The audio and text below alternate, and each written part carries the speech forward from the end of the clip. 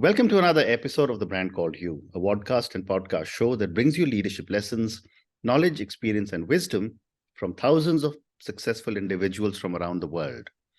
I am your host, Ashutosh Garg, and today I'm delighted to welcome a very, very accomplished professional from Bangalore, India, Pooja Goyal. Pooja, welcome to the show. Thank you for hosting me, Ashutosh. It is a pleasure to be here. Thank you. Pooja is the co-founder and chief operating officer of Avishkaar, which is a platform to support children to learn next-gen tech skills like robotics, artificial intelligence, Internet of Things, and coding. She's the recipient of the Women Transforming India Award by the Government of India and the United Nations. Pooja has been named in the top 100 disruptive startups to watch out for worldwide by Analytics India. She invests in women-led companies and supports women founders through SheEO Club. And she's one of the founders of Plaque University. And a lot of us have heard a lot of wonderful things about Plaque. So Pooja, before we get into talking about Avishkaar, tell me a little bit about your own journey. Sure, Ashutosh. Well, I've been an entrepreneur for a large part of my life. My first startup was in the Bay Area back in 1999 in enterprise software space. That company went under in the downturn of 2001. My last startup was in early years education, a company called Intellitots, which I bootstrapped with my co-founder over 10 years, and that was acquired 4 years ago by Clay. Currently building Avishkaar, which is a platform for children to learn next-gen tech like robotics, AI, and then apply those skills to solve real-world problems. Generation just faces an immense number of problems, and they'll need all the tech skills that they can have to solve them. Correct. I also worked with some of the large companies like Plaque Paam and Adobe in different parts of the world, largely in the Bay Area.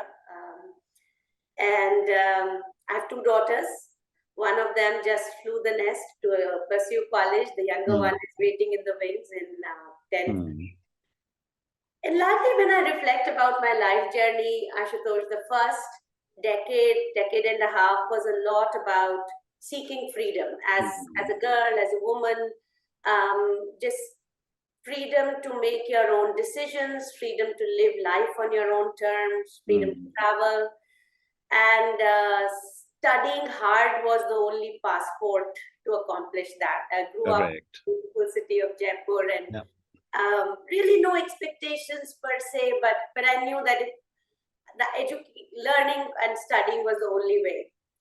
So even though I did not know much about IIT and engineering at that time, as a first generation learner, no one in my family had ever gone to college. A lot of serendipitous events, and I went to IIT to study chemical engineering, which was life-changing, and it kind of shifted my world into a different orbit.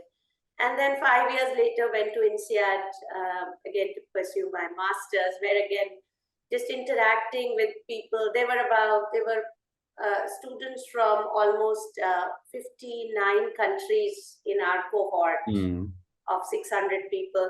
And so it was just a mind-expanding experience.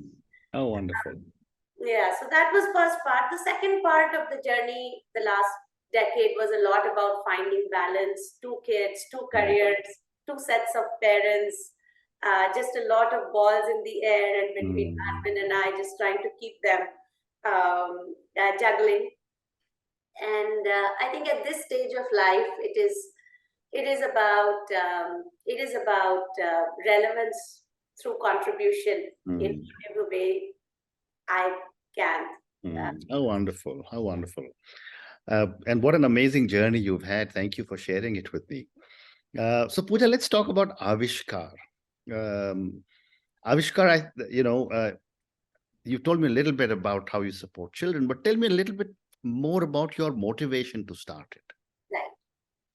So Ashutosh, education is that one industry or sector where the consumer has moved on. Children learn in very different ways. They have, if today you ask a child a math problem, can't get it, the first thing they'll do is go to YouTube or Google, or they'll have some Reddit communities where they can go and find out the solution and even find answers there. But our education system has lagged behind significantly. So, and the consumer is not at the heart of the system. Correct. Even as the chat, like when Chat GPT came, some of the first reactions from schools across the world was to ban it in schools. Where it's a step change in the way children will use it, students will use it, and learning will happen in new life. Correct. So that's the big problem, that the consumer, the child, is not at the center of this big behemoth system which has its tentacles in our socioeconomic system, and therefore we are not just doing justice to this generation of students. And that's one, and it's a big problem. So there is this one small part of it that we are trying to tackle, which is that children need to learn technologies, have the vocabulary for technology, and know that they can use it as a big lever to solve problems. Correct. And children, the kind of exposure they have, we couldn't even imagine when we were growing up. Our source of knowledge is either, books or library or teachers or adults, right? Now students, they have access to immense information. So our goal is for all children to have the basics of computational thinking. How can you take a problem and begin to think about it in a systematic manner? Second is mechanical design. How do you just use your hands, use not just your brain, and just not be in listening mode, but actually apply it and build it. And the third part of it is, design thinking, where this generation of kids has to make so many decisions on a regular basis. So again, use these projects as tools to help them learn design thinking. Whatever the problem, you can approach it. So those are kind of the three themes that we carry across, and use technology as a lever. So we have, and when I say platform, what I mean is we have hardware. So we have DIY kits. We have software online where children can come and code, and then a community where they can showcase what they have. And partnerships with companies like Intel, organizations like Untitled Innovation Mission, Amazon. Children get to showcase all their skills out there. So I'll just give you one example, Ashutosh. One of the kids, a 12-year-old kid, at the time of lockdown, her grandmother had COVID, so she was alone. This kid used an Avishkaar kit to build a humanoid robot that could actually carry medicines, her grandmom, and play a little bit of music, and would send a note along with the medicines and the food for her.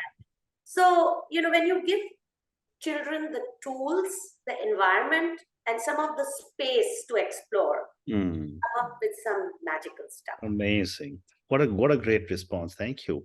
In fact, when you were talking to me about Chat GPT, I remember talking to someone else and saying, why are schools banning it? Because I remember when I finished my college from the old traditional Delhi system and went to do my MBA, and there was something called an open book exam. Yes. And I said, we were so flabbergasted. How could we have all the books in front of us and then give an exam? But Chat GPT will change the way we will think. But moving on, when you talk about empowering children, and you work a lot with children, how are the children reacting to getting all these tools? And they have such young, fertile minds. How are they reacting to all the empowering that you're doing with all this technology? So Ashutosh, I would say there is a bell curve. There are some children who take to it like fish to water. Correct. 20-30% of the kids, you give them a box, you give them some tool, they will open it up, they will tinker with it, put it together, If it doesn't work, they'll quickly go to YouTube, search. If they don't get it, they'll go into the community, ask a question. I'm getting stuck with this. Is this a problem with the motor? Or, I should think about it differently, and they'll get a solution and get it running. Wow. There are some, like your 30-40% would be students who will need a lot of, a little bit of hand holding. They will open up the box and will get a little intimidated by it. How do I go about it? And it's largely older kids. The younger kids are very comfortable with opening up box and starting to learn on their own. Older kids, maybe because they're used to being given instructions on what to do. Correct. They will say, okay, now what? And they might need the support of a coach or a teacher in a robotics lab who will kind of say, okay, now you need to do this, and take them to a certain point and then say, okay, now explore. So some children might need a little bit more hand holding. But this is something that is needed for all the children to be able to think outside the box. And I think students, our education system is designed to get them to think within this is a box. Yeah. Under this, you can do what you want. But some children naturally revolt against it. And those are the ones who thrive with it, and they will build different things. They will access other things from different places. And some children need a little bit of hand holding to kind of say, it's okay to not do it the way the manual says or the instruction book says. Do it your own way. Interesting. And when you now talk about this from the perspective of the parents, you are an Indian parent, I'm an Indian parent, and parents differ across our country. But one underlying theme seems to be first in class, become a doctor, lawyer, engineer. I thought that was there only in the 70s when I was growing up, but it seems to be the case even today. And if you're very bright, become an IAS. I'd love to get your perspective on how are parents reacting to these absolutely incredible opportunities that children are being given now. Ashutosh, there is confusion in the mind of the parents and a little bit of paranoia as well. So while, in our time, there was the insecurity that, they wanted to see the children successful. That's why becoming a doctor, engineer was the way to become successful.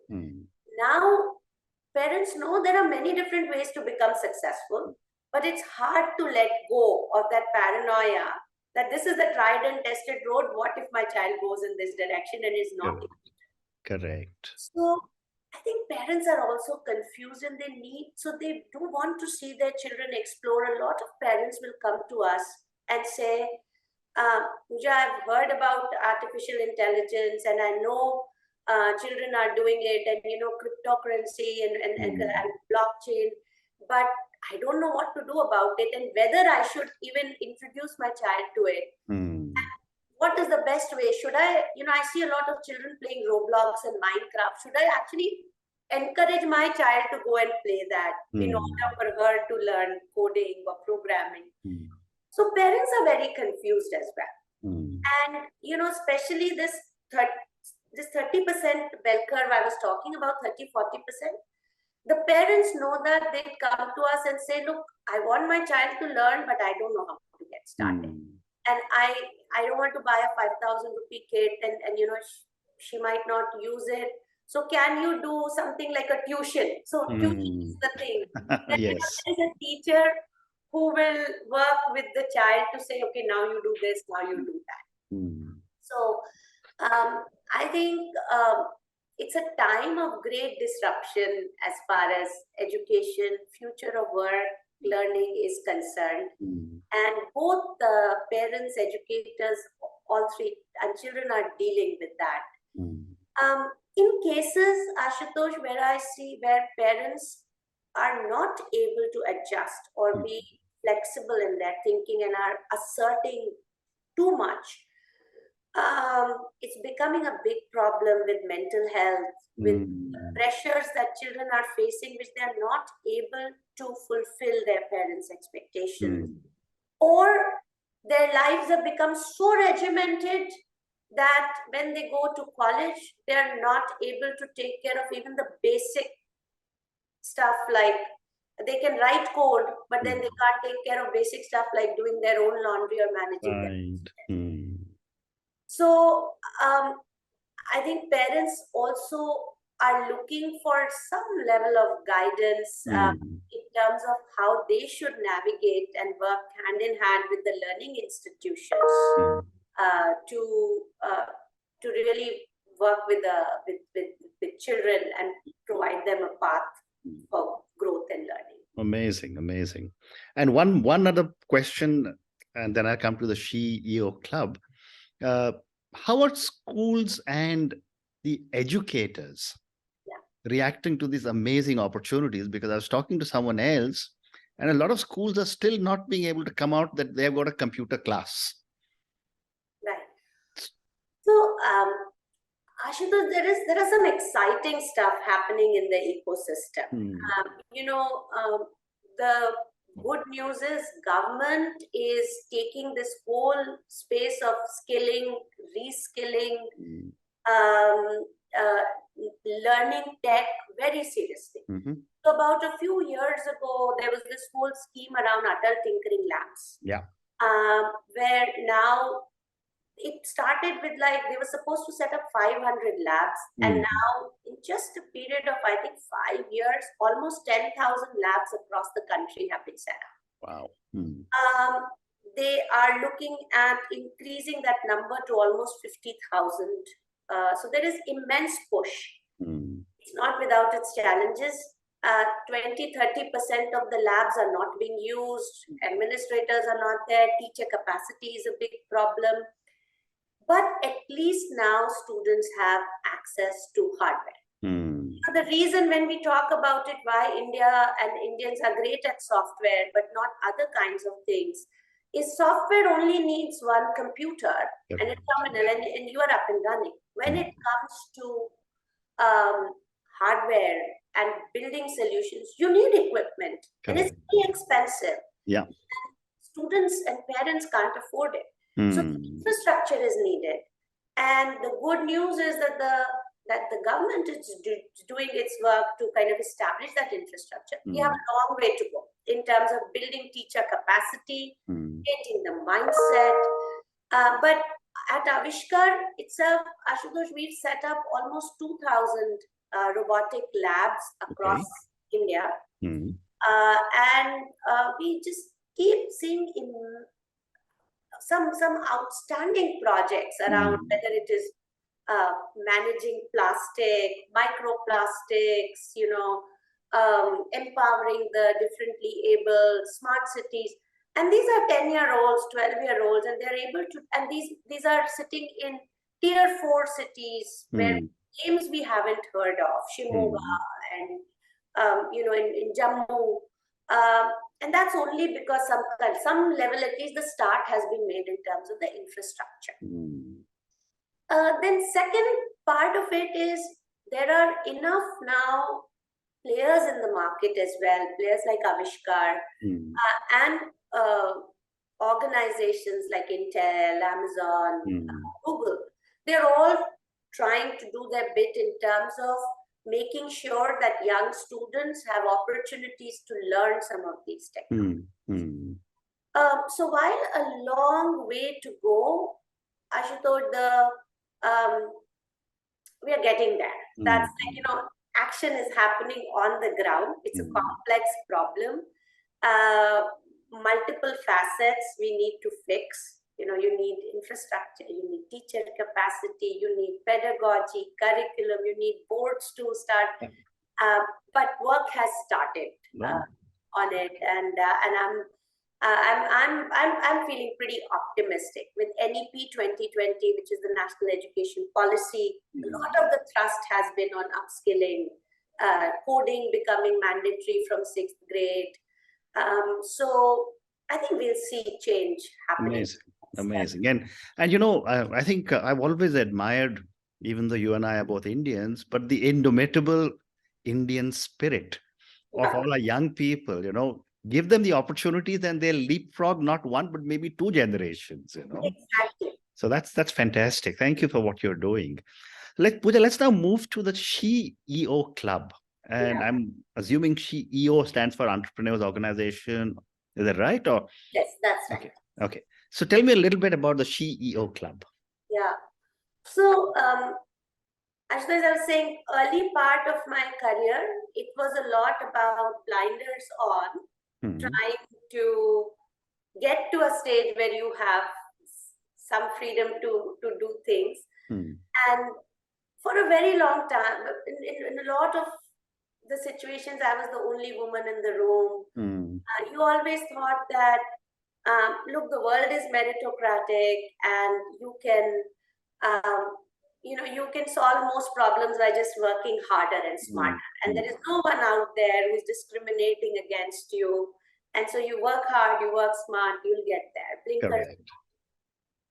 In the last 15 years, as my daughters have started to grow up, I've seen the career trajectories of a lot of my friends make very life decisions, whether it is, becoming a stay-at-home mom, to becoming, to not getting married and really pushing the pedal on the career, to becoming an entrepreneur, and different parts of the world. Correct.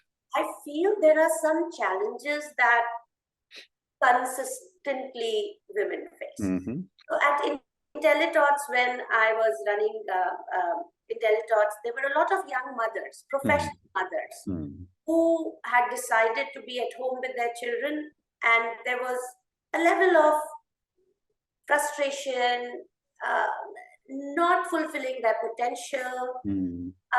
Whereas some of my friends who've been great at their careers, you see that guilt that I'm not spending time with my kids, I'm not done justice to my kids. So there are some themes that started to emerge. And at now this stage of my career, I felt like if we don't speak up, it's up. When I start to look at some of the data, some of the evidence, what is clear, there are some systemic issues in our ecosystem. So if you look at entrepreneurship as a whole, across the world, only 2.3% of the VC funding goes to women-led companies.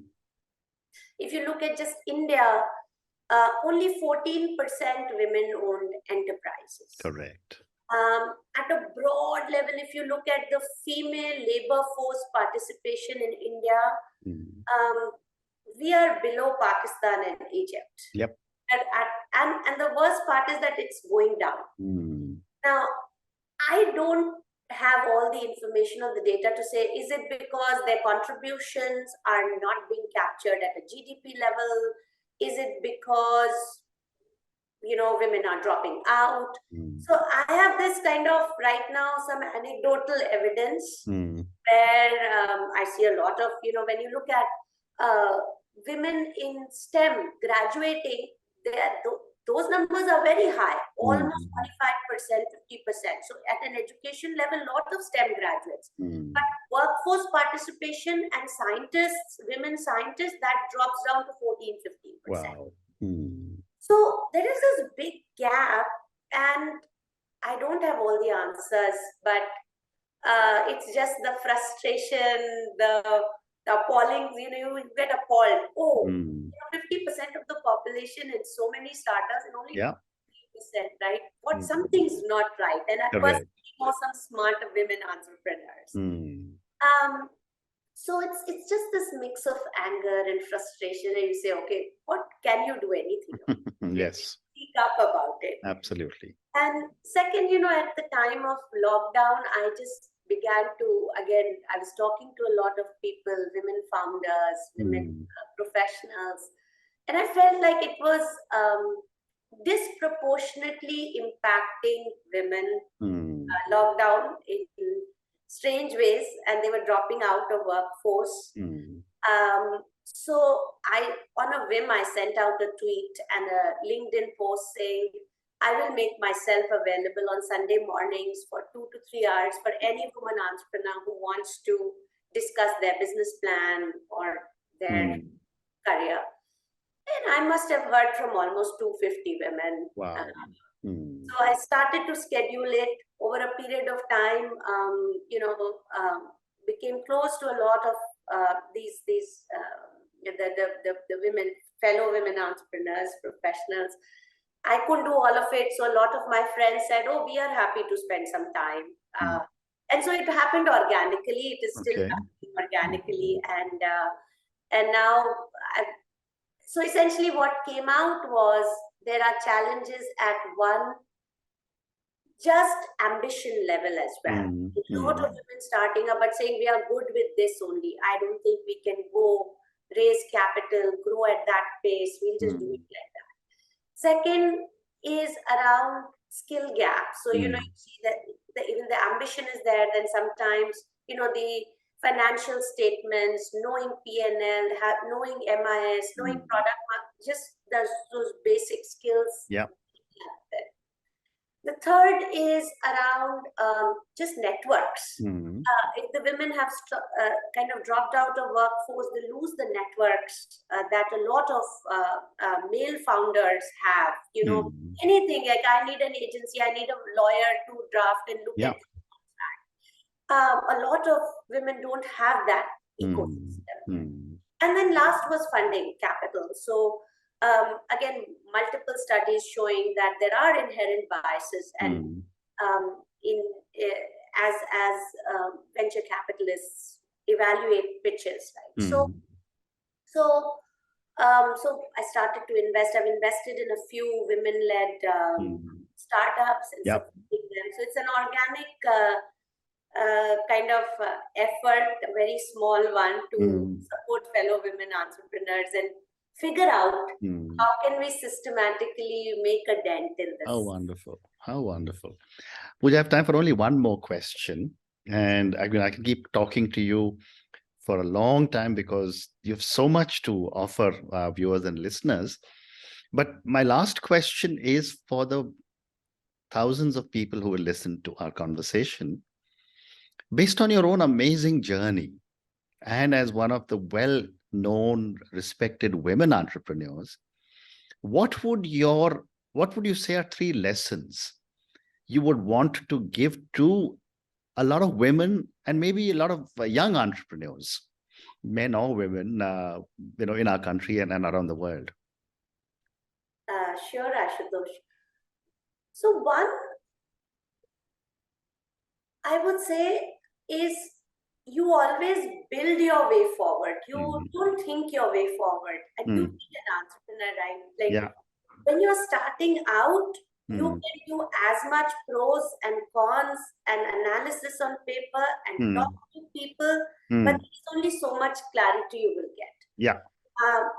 It's only after you take the plunge and you start to build it that things become clear and things actually begin to fall in place. Correct. When you are starting out, it might seem like a mammoth jam. You say you never get there, but as you start to build your way forward, things begin to fall in place.